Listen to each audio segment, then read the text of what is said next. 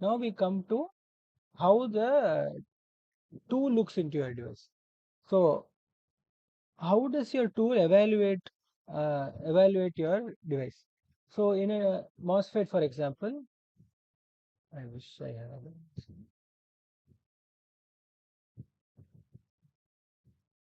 Yes.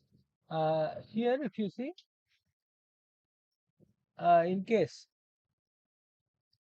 so this is the as usual tab. So in as usual, whatever device we have designed in that SDE can be seen. So in case, let's say you want to see, uh, you want to see the contacts you set. So these are the contacts that I've set. So that be source, gate, and drain, right?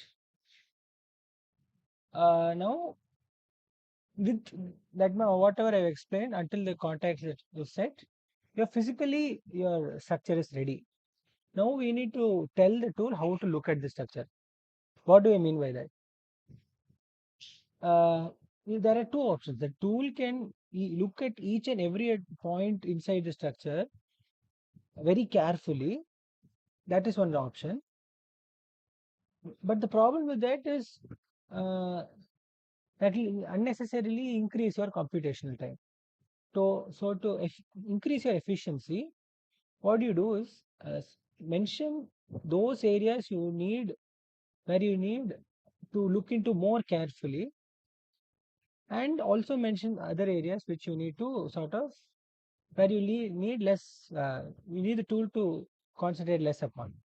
So, for example, in a MOSFET, we know that the area around the channel region is super crucial for our getting the appropriate results. So what do? We increase the meshing in this region, whereas somewhere in the larger bulk region, we know that nothing much is going to happen here. Thus, we can reduce the meshing. This, of course, is pertaining to your own project. So, in case, let's say tomorrow you are working where your focus is on the bulk region, then you need to increase your meshing in this region. Now, however, we are focusing on the channel region. So, when I press on meshing, you notice there are way more number of computational points here, closely linked together here, rather than somewhere in the bulk. I'll zoom in for you. See, this is channel region. There are way more number of computational points here, which is seen by the number of rectangles made by the lines. So this is because we expect something to happen in this region, and we need the tool to look into this region alone carefully. As I said, the other option is to give such an close meshing to everywhere. But to be honest, that's just quite wasteful, because we know that bulk, nothing much is going to happen. So how do you do that? So again, the syntax is SDDR, define refinement size. So how large should be your meshing? So again, this is giving the refinement definition a name. Anything you want, I kept it as 1. And then these are the spacings between each lines, right? Smaller these numbers, more finely meshed your device will be, right? Now, now we are telling refinement placement. Now we've defined what size we want. Now we have to place it. Again, how do you do that? Same logic. We give a name to that placement, and then we reference this placement to this size, that is this refinement size, and then this is a little different. So this is called list. List is listed as a window. We look it as a window now. So list is a window type. There are multiple other types. Again, you can refer to the manual, but for our as a beginner, this is enough.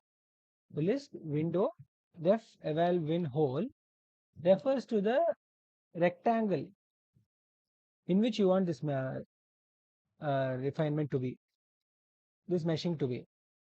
So we should define that rectangle now. We initially defined the rectangle for the device actually. Now we need to define the rectangles for your evaluation window, right? For that we say SDDR define evaluation window. We give a name to this, anything your wish, and we say we want it in a rectangular shape. It can be anything else, your wish. For a rectangle, same logic. You give two opposite diagonal points, 1 and 2.